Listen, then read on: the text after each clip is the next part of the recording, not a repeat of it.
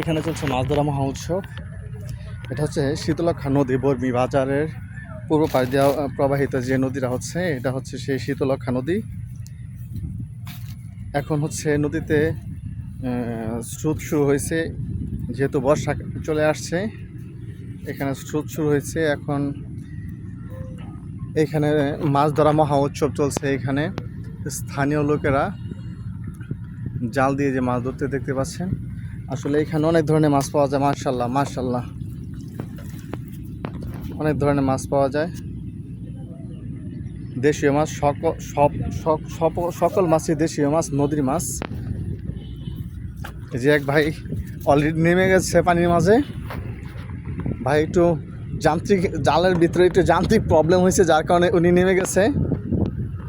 দেখতে পাচ্ছেন অনেক বিশাল বড় একটা শীতলক্ষা নদীর পাড়ে মাছ ধরা মহা উৎসব চলছে। দেখতে পাচ্ছেন এখানে সারিবদ্ধভাবে দাঁড়িয়ে আছে। সামনে একজন। আসলে শখ হচ্ছে বড় জিনিস, এখানে বয়স কোনো ম্যাটার না, বয়স বড় কোন ফ্যাক্টর না, এখানে শখ হচ্ছে বড় জিনিস।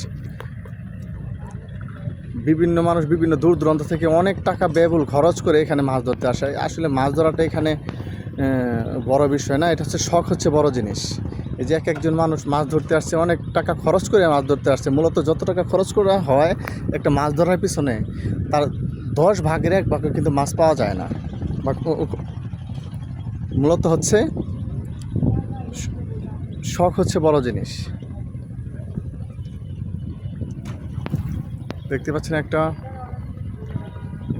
একজন দাদাও একেবারে ওইখানে দাঁড়িয়ে আছে। ওরা হচ্ছে দক্ষ মৎস্য শিকারী। জাল দিয়ে এটাকে এই জালটাকে অনেক দেশে অনেক নামে ডাকে। কেউ টাক জাল বলে, কেউ ধর্মজাল বলে, এক একজন এক এক নামে ডাকে। এই যে একজন ভাই, উনি অক্লান্ত পরিশ্রম করেছেন জালে একটু কিছু বাইদা যাওয়াতে, অক্লান্ত পরিশ্রম করতেছে পানিতে নাই না। ভাই দাদা, আপনি কোথা থেকে আসছেন? আপনার বাসা কোথায়? এখানে? সরি, 20 টাকা রিক্সা ভাড়া লাগে। ও আচ্ছা আচ্ছা, সবাইকে এখানেরই? আপনার সবাই এখানে লোকাল? ওই যে উনি আপনি এখানে সবাই লোকাল? দাদা আপনি কোন জায়গা থেকে আসছেন? আমার বাড়ি এই জায়গায়।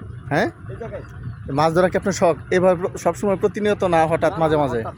হ্যাঁ, যাই হোক, শখ হচ্ছে বড় জিনিস। ভালো থাকুন, সুস্থ থাকুন। আসসালামু আলাইকুম।